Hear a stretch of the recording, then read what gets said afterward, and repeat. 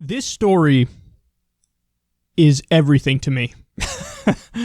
And many outlets are, reporting on it. You can see here, this is Business Insider. They say, Trump considered starting a daily 2-hour radio show, but scrapped the plan because he didn't want to compete with Rush Limbaugh, report says. Oh, goodness. Oh, goodness. We live in a movie or in some sort of show. We're all being punked. So there's a lot to say about this. First of all, bro, you're president. When you're president, you can't do a 2-hour daily show. Do you have any idea? I mean, obviously it depends on what he talks about, but the amount of preparation one would need to do a 2-hour daily show, the preparation is through the roof. Now, you could say, well, he's president of the United States, so you got, other people could do the prep for him or whatever. You have to be somewhat familiar with the material and what you're going to talk about when you go on air to do a 2-hour show. Now, I guess what kind of took the place of this is his press conferences. He's doing his daily press conferences, usually around 5 o'clock, and he goes out there in typical Trump fashion. He gives some quick updates, and then he rambles, and then, he takes questions from the media, and of course, most of the time, he ends up sparring with the media, and I think he loves it. I think he lives for that stuff, and that's the main point of talking about this story is, guys, all of this could have been avoided. I think, I'm speculating here, but all this could have been avoided if, number one, Trump wasn't ruthlessly made fun of at the White House Correspondents' Dinner. I forget what year that was, but he was invited to the White House Correspondents' Dinner. He was sitting right in the middle of the room, and then, Obama obliterated him, ripped into him, and he had this look on his face like he was pissed the whole time.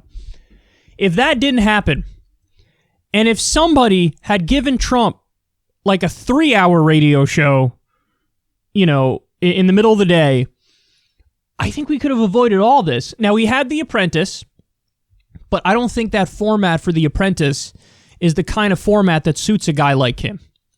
I think he needs to feel like it's the free-flowing, totally open format, kind of like what I do here, but kind of like what every talk radio person does. And that's what Rush Limbaugh does. It's hilarious also that he thinks Rush Limbaugh still has amazing ratings. Bro, he doesn't. He doesn't have amazing ratings. Almost nobody's watching him, or listening to him, I should say.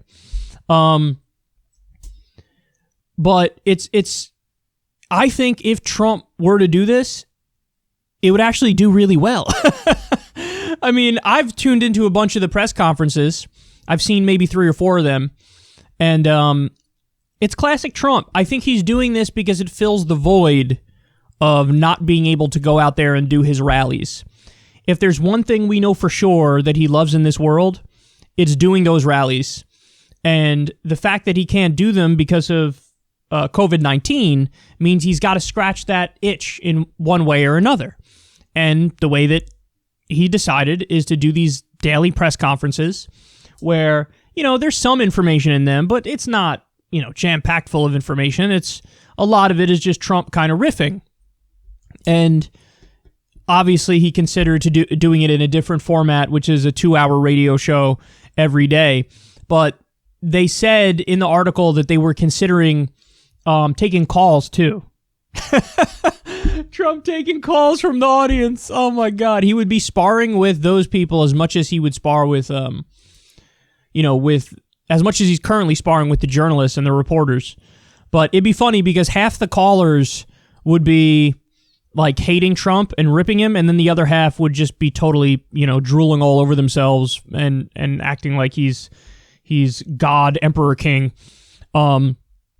So I don't know, man. It would be it would have been something if he did a radio show, but then he's stepping into this is our environment, son. Now you're stepping into our turf. If you want to do imagine him doing a YouTube live stream or YouTube clips. I mean, he could do it. if I don't know how many of you guys remember this, but in 2016, this was the speculation after Hillary and Trump became the nominees that, oh, Trump isn't even really trying to win, and when he loses, he's going to launch Trump TV, and he's going to, try to like rival Fox News and have like all right-wing people who kind of like reflect his flavor of conservatism or whatever. And that was the speculation, that he wanted to do Trump TV, and maybe he would do whatever, a show on that network as well, and I don't know, but clearly this is what he's all about. Like, and you're the most powerful person in the world. You shouldn't have that 2-hour block available to just talk like this. Like, you should be doing a lot more of the dotting the I's and crossing the T's and all the actual work that a president has to do. The messaging part of it and the public speaking part of it, that's an angle of it, that's an aspect of it, but usually that's reserved just for the campaign season. And, you don't have, like, the daily press conferences were not a thing. Trump has now made them a thing, largely, he says, because of COVID, but I think this is just what he likes. He likes to go out there and talk. But I would be totally in favor of it, even if the only reason is it would prevent him from making more decisions that would be destructive. If you say, hey, every minute he's in front of the microphone is another minute he's not making a terrible decision that affects people's lives directly, I would say, okay, then give him a microphone and sit back and tell him, don't do a 2-hour show, do a 4-hour show.